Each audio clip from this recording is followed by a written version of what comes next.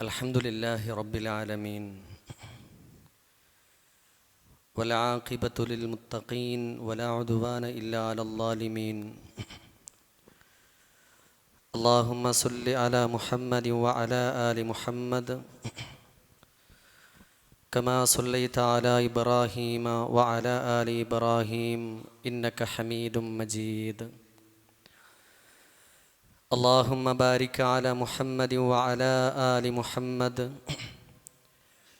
كما باركت على إبراهيم وعلى آل إبراهيم إنك حميد مجيد. أما بعد فإن أحسن الكلام كلام الله وخير الهدي هدي محمد صلى الله عليه وسلم وشر الأمور محدثاتها وكل محدثة بدعة وكل بدعة ضلالة وكل ضلالة في النار.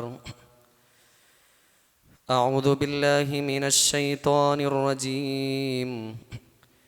يا أيها الذين آمنوا اتقوا الله حق تقاته ولا تموتن إلا وأنتم مسلمون.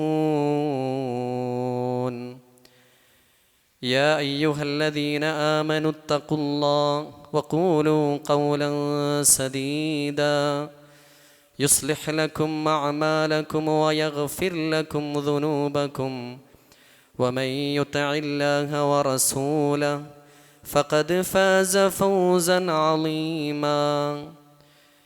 يا أيها الذين آمنوا اتقوا الله ولتنظر نفس ما قدمت لغد واتقوا الله إن الله خبير بما تعملون. اللهم رب اشرح لي صدري ويسر لي أمري واحلل عقدة من لساني يفقه قولي. إن أريد إلا الإصلاح ما استطعت وما توفيقي إلا بالله عليه توكلت وإليه أنيب. സ്നേഹം നിറഞ്ഞ സത്യവിശ്വാസികളെ, വിശ്വാസിനികളെ, പടച്ച റബ്ബ് നമുക്കെന്തിനു വേണ്ടിയാണോ ഈ ദുനിയാവ് നിശ്ചയിച്ചിരിക്കുന്നത് അതിൻ്റെ ലക്ഷ്യം കൃത്യമായി പഠിച്ചും മനസ്സിലാക്കിയും പ്രാവർത്തികമാക്കിയും പ്രാർത്ഥിച്ചും ജീവിതത്തെ ക്രമപ്പെടുത്തി ജീവിക്കണേ എന്ന് എന്നോടെന്ന പോലെ നിങ്ങളെ ഓരോരുത്തരെയും ഉണർത്തുകയാണ്, വസിയ്യത്ത് ചെയ്യുകയാണ്. അള്ളാഹുവിൻ്റെ വിധിവിലക്കുകൾ അനുസരിച്ച് ജീവിക്കുന്ന മുത്തഖീങ്ങളുടെ കൂട്ടത്തിൽ അള്ളാഹു നമ്മെ എല്ലാവരെയും ഉൾപ്പെടുത്തി അനുഗ്രഹിക്കുമാറാകട്ടെ. നമ്മുടെ ജീവിതത്തിൽ ഏതൊക്കെ മേഖലയിലാണോ പടച്ചറബിൻ്റെ മാർഗദർശനം പാലിച്ചുകൊണ്ട് ജീവിക്കുന്നത് അവിടെയെല്ലാം നമുക്ക് സമാധാനവും നിർഭയത്വവും സന്തോഷവുമായിരിക്കും ഉണ്ടാവുക. ഏതൊക്കെ മേഖലയിൽ പടച്ചറബിൻ്റെ മാർഗദർശനത്തെ പിന്തുടരുന്നില്ലയോ, അതിനെ ശ്രദ്ധിക്കുന്നില്ലയോ, അവിടെയെല്ലാം നമുക്ക് പ്രതിസന്ധികളും പ്രയാസങ്ങളുമാണ് ഉണ്ടാവുക എന്ന് എല്ലാ ആഴ്ചയിലും ഉത്ബോധനം കേൾക്കുന്ന നമ്മെ സംബന്ധിച്ചിടത്തോളം നമ്മൾ തിരിച്ചറിഞ്ഞവരാണ്. ഫഇമ്മാ യഅ്തിയന്നകും മിന്നി ഹുദാ, എന്നിൽ നിന്നുള്ള മാർഗദർശനം നിങ്ങൾക്ക് വരും. ആ മാർഗദർശനത്തെ ആരാണോ പഠിക്കുന്നത്, ആരാണോ പ്രാവർത്തികമാക്കുന്നത്, അതിനെ ആരാണോ ഗൗരവമായി തിരിച്ചറിയുന്നത്, ഫലാ ഖൗഫുൻ അലൈഹിം വലാ ഹും യഹ്സനൂൻ, അവർ ദുഃഖിക്കേണ്ടി വരില്ല, അവർ പ്രയാസപ്പെടേണ്ടി വരില്ല എന്നുള്ളതാണ്. എന്നാൽ പടച്ചറബിൻ്റെ മാർഗദർശനത്തിൽ നിന്ന്, അള്ളാഹുവിൻ്റെ വിധിവിലക്കുകളിൽ നിന്ന് ആരാണോ തിരിഞ്ഞു കളയുന്നത്, അതിനെ ആരാണോ ഗൗരവമായിട്ട് കാണാത്തത്, വമൻ അഅറള അൻ ദിക്രി ഫഇന്ന ലഹു മഈശതൻ ളങ്ക, പടച്ചറബിൻ്റെ മാർഗദർശനത്തിൽ നിന്ന് തിരിഞ്ഞു കളഞ്ഞാൽ ഫഇന്ന ലഹു മഈശതൻ ളങ്ക, അവൻക്ക് ഇടുങ്ങിയ കുടുസായ ജീവിതമായിരിക്കും ദുനിയാവിലും മരണാനന്തര ജീവിതത്തിലും അവനുണ്ടാവുക എന്ന് അല്ലാഹു സുബ്ഹാനഹു തആല ബോധ്യപ്പെടുത്തുകയാണ്. ഏതൊരു മേഖലയിലും ഇത് തന്നെയാണ് അതിൻ്റെ പരിഹാരം. ഇതാണ് പടച്ചറബിൻ്റെ നിർദ്ദേശം. ഖിയാമത്ത് നാൾ വരെയുള്ള മുഴുവൻ മനുഷ്യർക്കും അല്ലാഹു സുബ്ഹാനഹു തആല നൽകിയിരിക്കുന്ന ഗൗരവമേറിയ മുന്നറിയിപ്പും ഈ ആയത്ത് തന്നെയാണ്. ജീവിതത്തിൻ്റെ ഏത് മേഖലകൾ പരിശോധിച്ച് നോക്കിയാലും അവിടെയെല്ലാം പടച്ചറബിൻ്റെ വിധിവിലക്കുകൾ ഉണ്ട് എന്നുള്ളത് നമുക്ക് ഓരോരുത്തർക്കും അറിയാവുന്നതാണ്. പ്രത്യേകം നമ്മുടെ കുടുംബജീവിതത്തിലേക്ക് നമ്മളൊന്ന് പരിശോധിച്ച് നോക്കിയാൽ നമ്മെ സംബന്ധിച്ചിടത്തോളം റസൂലുള്ളാഹി സ്വല്ലല്ലാഹു അലൈഹി വസല്ലമയിൽ പ്രവാചകൻ്റെ കുടുംബത്തിൽ വലിയ മാതൃകയുണ്ട് എന്നുള്ളതാണ്. നമ്മുടെ ജീവിതത്തിൽ ഇന്ന് മാതാപിതാക്കളും മക്കളും ഭാര്യയും ഭർത്താവും ഇങ്ങനെ തുടങ്ങിയിട്ട് കുടുംബത്തിൻ്റെ മർമ്മപ്രധാനമായ ഭാഗങ്ങളിൽ വലിയ പ്രതിസന്ധികളും പ്രയാസങ്ങളും സംഭവിച്ചു കൊണ്ടിരിക്കുകയാണ്. അവിടെയെല്ലാം ഇസ്ലാമിനെ സംബന്ധിച്ചിടത്തോളം പരിഹാരമുണ്ട് എന്നുള്ളതാണ്. നമുക്കറിയാം, പ്രവാചകൻ്റെ കുടുംബജീവിതത്തിൽ ആയിഷ ബീവി പറയാണ്, ജീവിതത്തിൽ എനിക്ക് അസൂയ തോന്നിയത് ഒരേ ഒരാളോട് മാത്രമാണ്. ഞാൻ കണ്ടിട്ട് പോലുമില്ല. ഖദീജ എന്ന് പറയുന്ന പ്രവാചകൻ്റെ ഭാര്യയോടായിരുന്നു എനിക്ക് വല്ലാത്ത അസൂയ തോന്നിയത്. പ്രവാചകൻ സല്ലല്ലാഹു അലൈഹി വസല്ലമ ഖദീജ റളിയല്ലാഹു അൻഹയെ ഇടക്കിടക്ക് പുകഴ്ത്തുമായിരുന്നു. ഒരു ദിവസം ഞാൻ റസൂലുള്ളാഹി സ്വല്ലല്ലാഹു അലൈഹി വസല്ലമയോട് പറഞ്ഞു, റസൂലേ, എന്തിനാ നബിയെ ഇങ്ങനെ ഖദീജയെ ഇങ്ങനെ പുകഴ്ത്തിക്കൊണ്ടിരിക്കുന്നത്? സുന്ദരിയായ, ചെറുപ്പക്കാരിയായ, കന്യകയായ ഞാനില്ലേ നിങ്ങൾക്ക് എന്ന് ആയിഷ ബീവി റസൂലുള്ളാഹി സ്വല്ലല്ലാഹു അലൈഹി വസല്ലമയോട് പറഞ്ഞപ്പോൾ പ്രവാചകൻ സ്വല്ലല്ലാഹു അലൈഹി വസല്ലമ പറഞ്ഞ മറുപടി, ഇല്ല ആയിഷ, ഖദീജയെപ്പോലെയുള്ള ഒരു പെണ്ണിനെ അല്ലാഹു സുബ്ഹാനഹു തആല എനിക്ക് നൽകിയിട്ടില്ല. ജനം എന്നെ കള്ളനാക്കിയപ്പോൾ അവൾ എന്നിൽ വിശ്വസിച്ചു. ജനം എന്നെ തള്ളിപ്പറഞ്ഞപ്പോൾ അവൾ എന്നെ ചേർത്ത് വെച്ചു.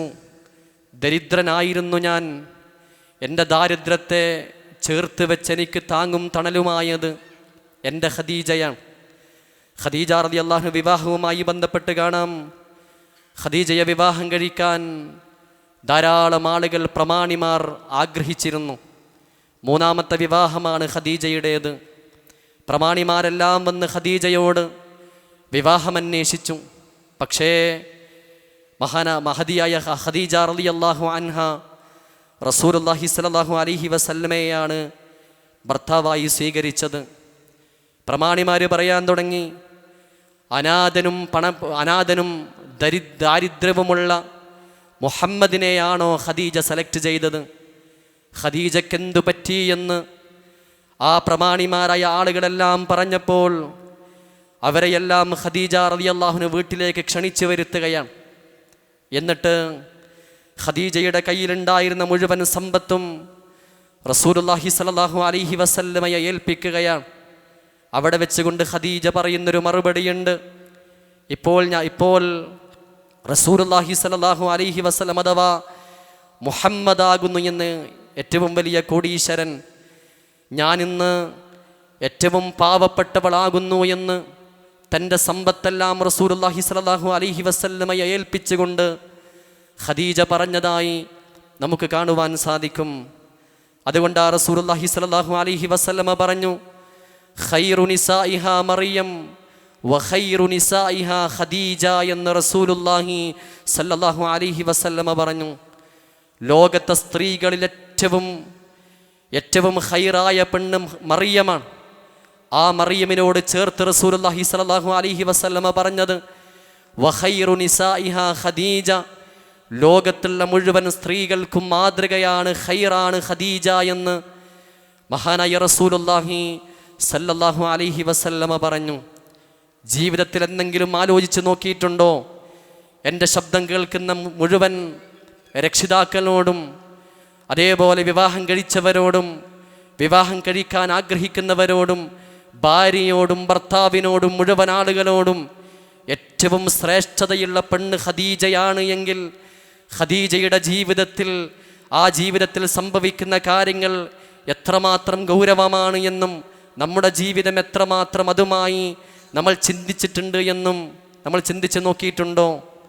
ചരിത്രത്തിൽ കാണാൻ സാധിക്കും, മഹാനായ റസൂലുള്ളാഹി സ്വല്ലല്ലാഹു അലൈഹി വസല്ലമയുടെ വഹയിൻ്റെ തുടക്കത്തിൽ പ്രവാചകൻ സ്വല്ലല്ലാഹു അലൈഹി വസല്ലമ ഹിറാ ഗുഹയിലേക്ക് പ്രവേശിക്കുകയും അവിടെ ദിവസങ്ങളോളം കഴിഞ്ഞുകൂടുകയും ചെയ്തു. ഖദീജ ഒരിക്കൽ പോലും പറഞ്ഞില്ല, നിങ്ങളെന്താ മനുഷ്യ ഇങ്ങനെയായിപ്പോയത്, ഇതൊന്നും ശരിയല്ല എന്ന ഒരു വാക്ക് പോലും ഖദീജ റളിയല്ലാഹു അൻഹ പറഞ്ഞില്ല. മാത്രമല്ല 642 മീറ്ററാണ് ജബലന്നൂർ എന്ന് പറയുന്ന പർവ്വതത്തിൻ്റെ ഉയരം. അതിൽ നിന്ന് 20 മീറ്ററോളം ചെങ്കുത്തായ വഴിയിലൂടെ തായോട്ടിറങ്ങിയിട്ട് വേണം ഹിറാ ഗുഹ എന്ന് പറയുന്ന ഗുഹയിലേക്കെത്താൻ.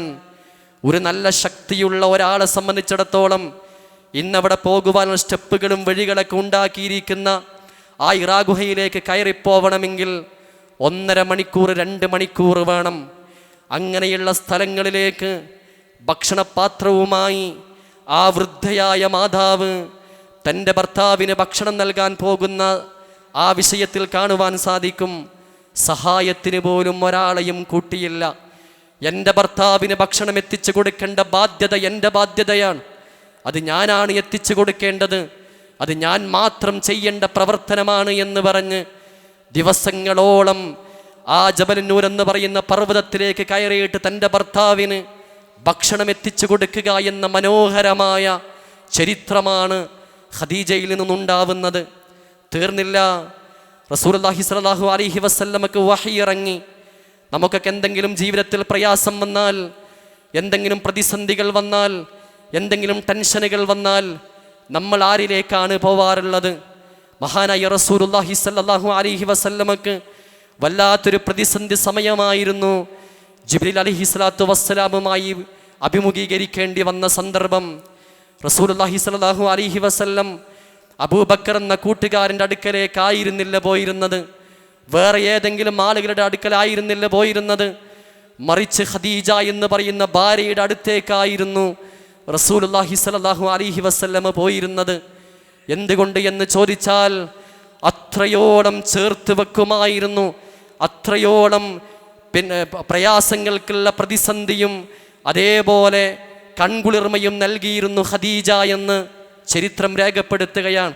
ഖദീജയുടെ അടുക്കലേക്ക് പോയി തൻ്റെ പ്രയാസങ്ങളും പ്രതിസന്ധികളും പറയുന്ന സമയത്ത് സമ്മിലൂനി യാ ഖദീജ, എന്നെ പുതപ്പിട്ട് മൂടൂ ഖദീജ എന്ന് പറയുമ്പോൾ പ്രവാചകനെ പുതപ്പിട്ട് മൂടി പ്രവാചകനെ ചേർത്ത് വെച്ച് അവിടെ വെച്ചുകൊണ്ട് കാര്യങ്ങൾ ബോധ്യപ്പെടുത്തി കൊടുത്തപ്പോൾ ഖദീജ ഇങ്ങനെയൊക്കെ സംഭവിച്ചിട്ടുണ്ട്, എനിക്ക് വല്ലാത്ത പ്രതിസന്ധിയുണ്ട്, ഞാൻ ആകെ ബേജാറിലാണ് എന്ന് പറയുമ്പോൾ ഖദീജ റളിയല്ലാഹു അൻഹ പറഞ്ഞ മറുപടി എന്താണെന്നറിയുമോ?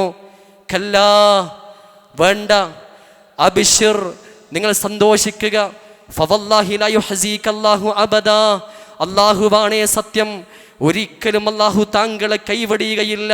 ഫവല്ലാഹ്, അല്ലാഹുവാണേ സത്യം, ഇന്നക ലതസിലുർ റഹീം, താങ്കൾ കുടുംബ ബന്ധം ചേർക്കുന്നവനാണ്, വതസ്തുഖുൽ ഹദീസ്, സത്യം പറയുന്നവനാണ്, വതഹ്മിലുൽ കല്ല്, ഭാരം ഇറക്കി വെക്കുന്നവനാണ്, ഭാരം വഹിക്കുന്നവനാണ്, വതക്സിമുൽ മഅദൂം, ആവശ്യക്കാർക്ക് ഭക്ഷണം നൽകുന്നവനാണ്, വതഖ്രിഉൽ ലൈഫ്, അതിഥിയെ ആദരിക്കുന്നവനാണ്.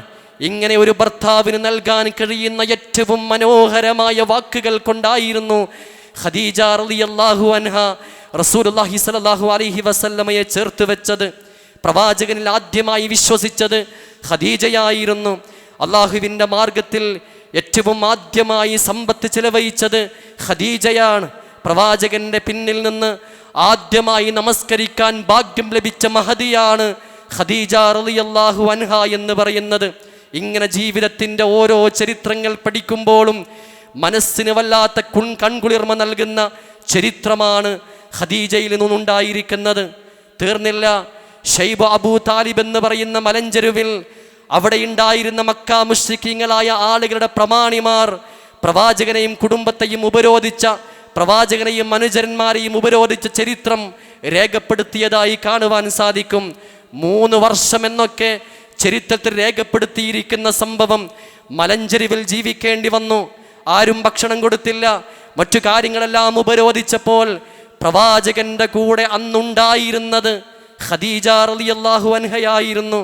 പ്രവാചകന്റെ മക്കളെ ചേർത്ത് വെച്ചുകൊണ്ട് ഇതെന്തൊരു ജീവിതമാണ്, ഞാൻ എത്ര സുഭിക്ഷതയിൽ ജീവിച്ചതാണ്, ഞാൻ ഖുവൈലിദിന്റെ മകളാണ്, മക്കയിലെ കോടീശ്വരനായ ഖുവൈലിദിന്റെ മകളായി ഏറ്റവും മനോഹരമായ സമ്പത്തിന്റെ നിറവിലാണ് ഞാൻ ജീവിച്ചത്, ഇതൊന്നും ശരിയാവില്ല എന്ന് ഒരിക്കൽ പോലും ഖദീജ പറഞ്ഞില്ല.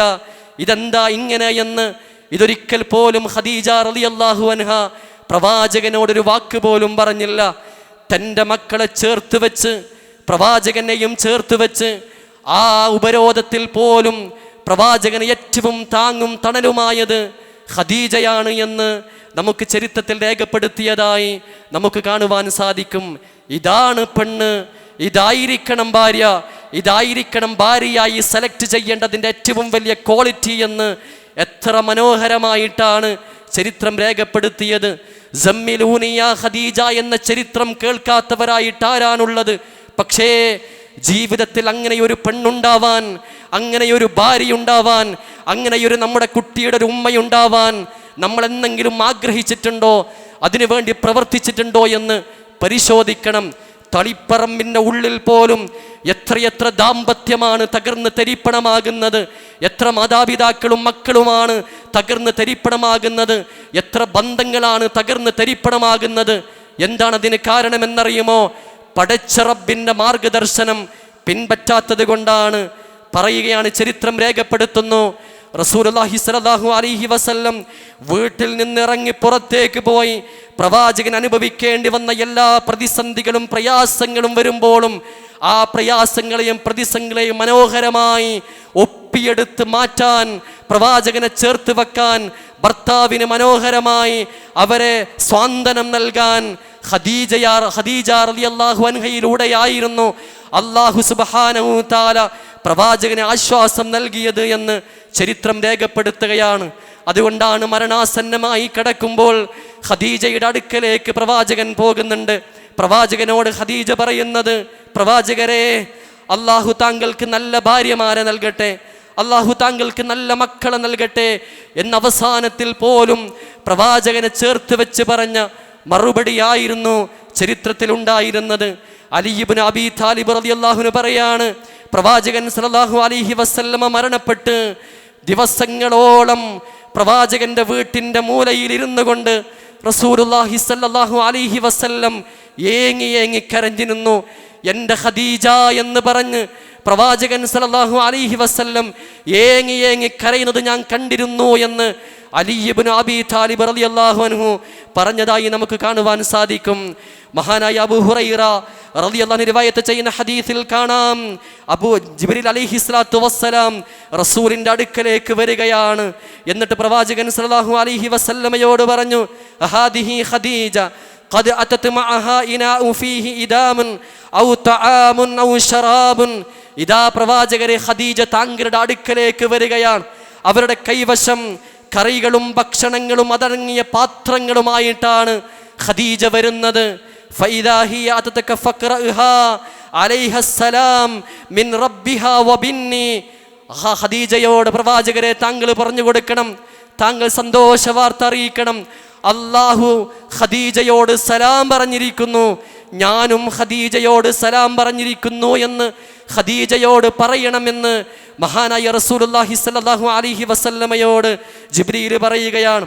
വബശ്ശിർഹാ, ഖദീജക്ക് സന്തോഷ വാർത്ത അറിയിക്കണം, ബിബൈതി ഫിൽ ജന്ന മിൻ ഖസബ്, മുത്തുകൊണ്ടുള്ള മനോഹരമായ കൊട്ടാരം സ്വർഗത്തിൽ ഖദീജക്ക് വേണ്ടി ഒരുക്കി വെച്ചിരിക്കുന്നു എന്ന സന്തോഷ വാർത്ത അറിയിക്കണം എന്ന് ജിബ്രീൽ അലൈഹിസ്സലാത്തു വസ്സലാം പറയാണ്.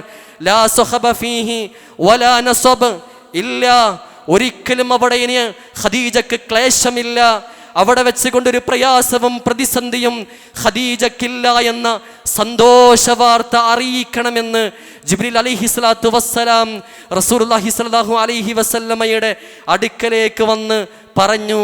അതുകൊണ്ടാണ് ജീവിതത്തിൻ്റെ ഏതൊരു ഭാഗത്തും ഒരു ഭാര്യ എന്ന നിലയിൽ നൽകേണ്ടതെല്ലാം നൽകിയിട്ടുണ്ട് എങ്കിൽ ജീവിതത്തിന് എവിടെയെങ്കിലും മാതൃകയാക്കാൻ പറ്റുന്നൊരു പെണ്ണുണ്ട് എങ്കിൽ അത് ഖദീജയാണ് എന്ന് റസൂലുള്ളാഹി സ്വല്ലല്ലാഹു അലൈഹി വസല്ലമ പറഞ്ഞപ്പോൾ ഇന്നത്തെ ആധുനിക ലോകത്ത് ജീവിച്ചു കൊണ്ടിരിക്കുന്ന പെൺകുട്ടികളുടെ മാനസികാവസ്ഥ എന്താണ് എന്ന് ഗൗരവമായി ചിന്തിക്കണം.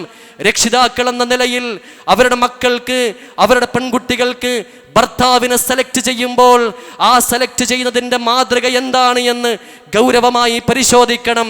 തൻ്റെ ജീവിതത്തിലേക്ക് കയറി വരുന്ന ഒരു പെൺകുട്ടിയെ സെലക്ട് ചെയ്യുമ്പോൾ എന്താണ് എൻ്റെ ജീവിതത്തിൻ്റെ മാതൃക എന്താണ് എന്ന് പരിശോധിക്കാൻ നമുക്ക് സാധിക്കണം.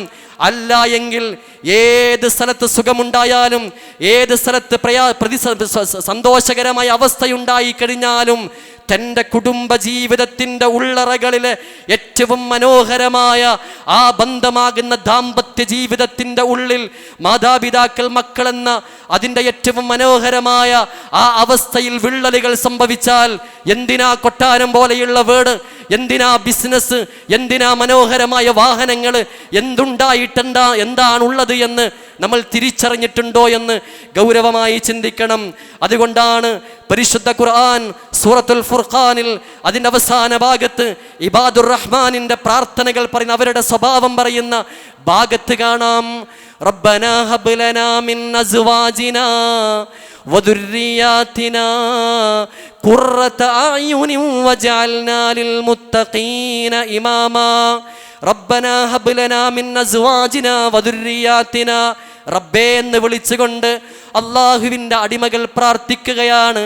ഹബ് ലനാ മിൻ അസ്വാജിനാ, ഞങ്ങളുടെ ഇണകളിൽ നിന്ന് ഞങ്ങൾക്ക് നീ കൺകുളിർമ നൽകണേ എന്ന് പ്രാർത്ഥിക്കുന്നവരാകുന്നു.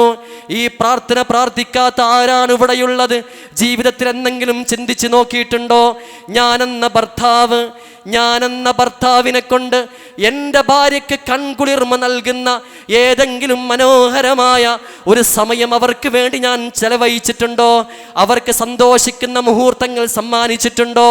എൻ്റെ ശബ്ദം കേൾക്കുന്ന മുഴുവൻ സ്ത്രീകളോടും മുഴുവൻ ഭാര്യമാരോടും എനിക്ക് ചോദിക്കാനുള്ളത്, ജീവിതത്തിൽ എന്തെങ്കിലും തൻ്റെ ഭർത്താവിന് വേണ്ടി, ആ ഭർത്താവിന് കൺകുളിർമ നൽകുന്ന മനോഹരമായ നിമിഷങ്ങൾ ജീവിതത്തിൽ നൽകാൻ സാധിച്ചിട്ടുണ്ടോ എന്ന് പരിശോധിക്കണം. അതേപോലെ മക്കളെന്ന നിലയിൽ, മാതാപിതാക്കൾ എന്ന നിലയിൽ തന്നെ പോറ്റി വളർത്തിയ തൻ്റെ മാതാപിതാക്കൾക്ക് കൺകുളിർമ നൽകുന്ന, സന്തോഷം നൽകുന്ന, അവർ സന്തോഷത്തോടുകൂടി കണ്ണിങ്ങനെ നിറഞ്ഞു കവിയുന്ന മനോഹരമായ സന്തോഷകരമായ മുഹൂർത്തം മക്കളെന്ന നിലയിൽ നമുക്ക് നൽകാൻ സാധിച്ചിട്ടുണ്ടോ? റബ്ബനാ ഹബ് ലനാ മിൻ അസ്വാജിനാ വദുർരിയാതിനാ ഖുർറത അയുനിൻ വജഅൽനാ ലിൽ മുത്തഖീന ഇമാമാ. റബ്ബേ, എൻ്റെ ഇണകളിൽ നിന്ന്, എൻ്റെ മക്കളിൽ നിന്ന് എനിക്ക് ഖുർറത അയുൻ, കൺകുളിർമ നൽകണേ എന്ന് പ്രാർത്ഥിക്കുന്നവരാകുന്നു എന്ന് ഇബാദുർ റഹ്മാനിനെ കുറിച്ച് പറയുമ്പോൾ നമ്മൾ ഇബാദുർ റഹ്മാനല്ലേ? അള്ളാഹുവിൻ്റെ അടിമകളല്ലേ? വിശ്വാസികളായ ആളുകളല്ലേ?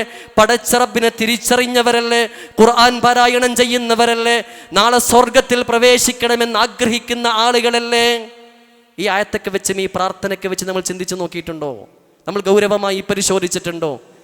നമ്മുടെ ഹീറോ റസൂലുള്ളാഹി സ്വല്ലല്ലാഹു അലൈഹി വസല്ലമയല്ല. നമ്മുടെ ഹീറോ ഖദീജയല്ല, ആയിഷ ബീവിയല്ല, അബൂബക്കറല്ല, ഉമറല്ല, ഉസ്മാനല്ല, അലിയല്ല.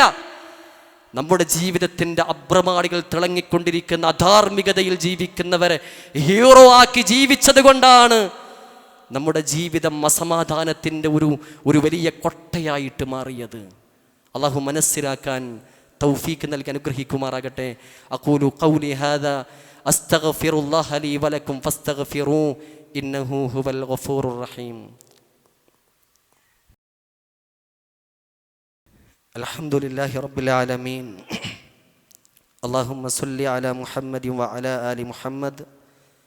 ഫത്തഖുല്ലാഹ ഇബാദല്ലാഹ്. അള്ളാഹുവിനെ സൂക്ഷിച്ച് ജീവിക്കണേ എന്ന് ഒരിക്കൽ കൂടി ഉണർത്തുകയാണ്, വസിയ്യത്ത് ചെയ്യുകയാണ്. 94 വയസ്സുള്ള ഒരു ഭർത്താവ്, 94 വയസ്സുള്ള ഒരു ഭർത്താവ്, തൻ്റെ ഭാര്യ മരണപ്പെട്ടു. 86 വയസ്സ് പ്രായമുണ്ട് ഭാര്യക്ക്. വർഷങ്ങളോളം കിടപ്പിലാണ്. ഒരു ഗ്ലാസ് വെള്ളം പോലും കൊടുത്തിട്ട് വർഷങ്ങളായിട്ടുണ്ട്. തൻ്റെ കട്ടിലിൻ്റെ തൊട്ടടുത്ത കട്ടിലിൽ വർഷങ്ങളോളമായി കിടന്ന ഭാര്യ മരണപ്പെട്ടു. മരണപ്പെട്ട് കഫം ചെയ്ത് ആ ഭാര്യയുടെ ജനാസ കൊണ്ടുപോകുമ്പോൾ ആ ഭർത്താവ് പറഞ്ഞ ഒരു മറുപടിയുണ്ട്.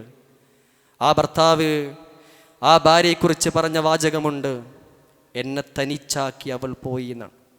എന്നെ തനിച്ചാക്കി അവൾ പോയി, ഞാൻ ഒറ്റപ്പെട്ടു പോയി എന്നാണ്.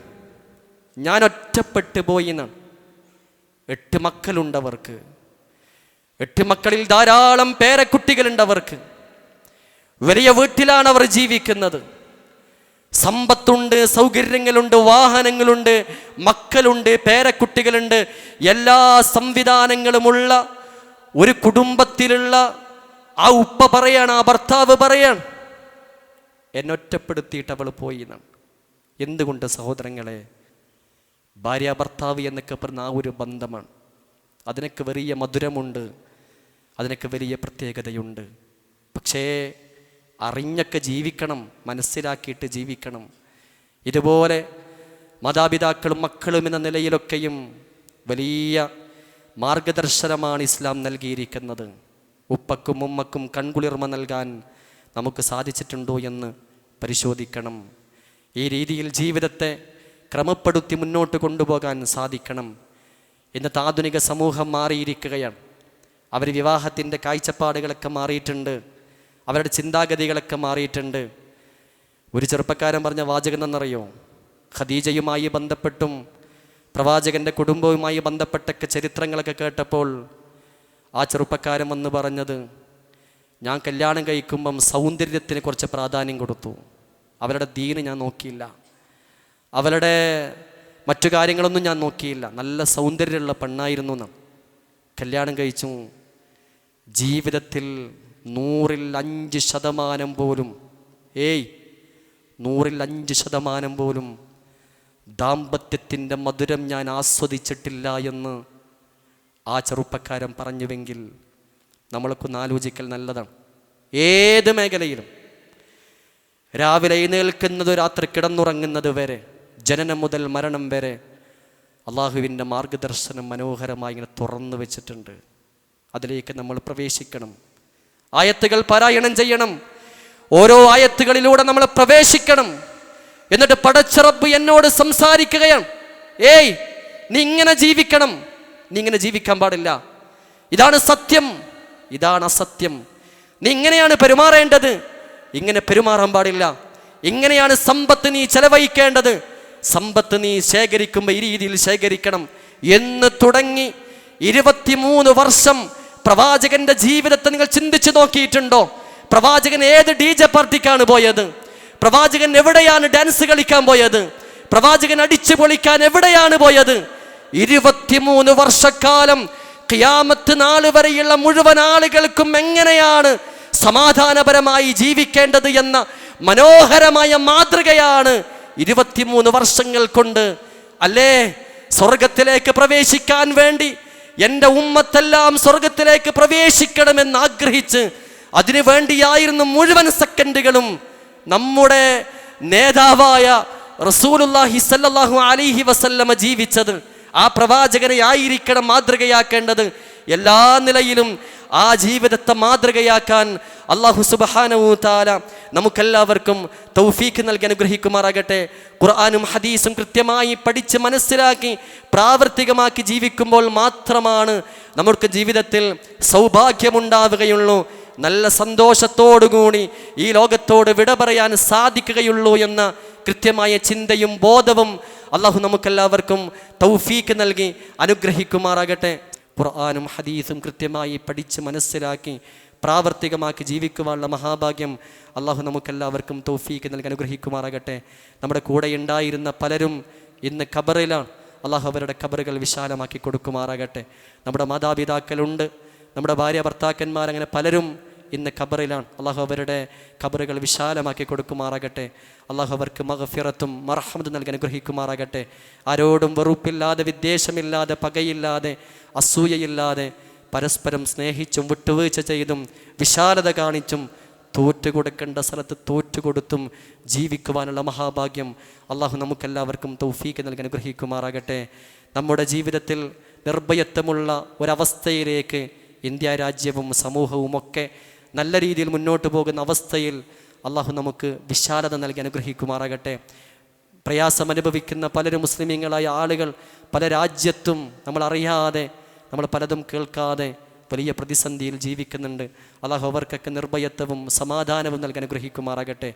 ജീവിതത്തിൽ സന്തോഷങ്ങൾ നൽകി അവസാനം മരണപ്പെടുമ്പോൾ നല്ല മനുഷ്യനായിരുന്നു എന്ന് ആത്മാർത്ഥമായി പ്രാർത്ഥിക്കുന്ന ധന്യമായൊരു ജീവിതം അള്ളാഹു നമുക്കെല്ലാവർക്കും നൽകി അനുഗ്രഹിക്കുമാറാകട്ടെ. اللهم ربنا عليك توكلنا وإليك أنبنا وإليك المصير. اللهم يا مقلب القلوب ثبت قلوبنا على دينك. اللهم ربنا هب لنا من أزواجنا وذرياتنا قرة أعين وجعلنا للمتقين إماما. اللهم إنا نسألك الجنة ونعوذ بك من النار. اللهم إنا نسألك الجنة ونعوذ بك من النار. اللهم إنا نسألك الجنة ونعوذ بك من النار. اللهم ربنا عليك توكلنا وإليك أنبنا وإليك المصير. اللهم ربنا تقبل منا إنك أنت السميع العليم وتب علينا إنك أنت التواب الرحيم. آمين آمين برحمتك يا أرحم الراحمين. أقم الصلاة.